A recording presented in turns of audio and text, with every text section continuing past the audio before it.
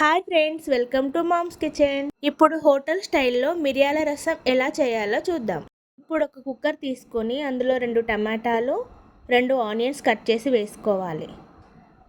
1 spoon ధనియాలు, 1 spoon మిరియాలు, 1 spoon జీలకర్ర, కారానికి సరిపడా ఎండుమిర్చి, 2 స్పూన్ల కందిపప్పు వేసుకొని వాటర్ యాడ్ చేసుకొని కొద్దిగా చింతపండు కూడా వేసుకొని కుక్కర్ మూత పెట్టుకొని 2 విజిల్స్ వచ్చేంత వరకు ఉడికించుకోవాలి. ఇవి ఉడికిపోయిన తర్వాత టమాటా పైన తొక్కలన్నీ తీసుకొని పక్కన పెట్టుకొని మిక్సీ జార్లో వేసుకొని మెత్తని పేస్ట్లా చేసుకోవాలి. చారుని అన్ని ఇంట్లోనే ఉన్న ఇంగ్రీడియంట్స్తో చాలా ఈజీగా చేసేసుకోవచ్చు.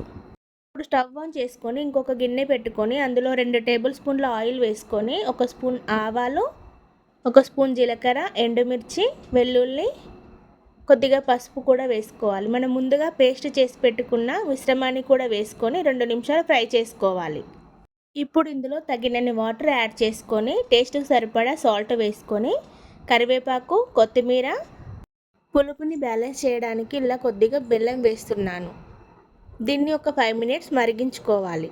వేడి వేడి హోటల్ స్టైల్ మిరియాల రసం రెడీ. ఇది వేడి వేడి అన్నంలోకి చాలా బాగుంటుంది. జలుబు, దగ్గు ఉన్నప్పుడు ఇలా చేసుకొని తింటే నోటికి చాలా రుచిగా అనిపిస్తుంది. ఈ రెసిపీ కనుక మీకు నచ్చినట్లయితే please like, share and subscribe. Thanks for watching.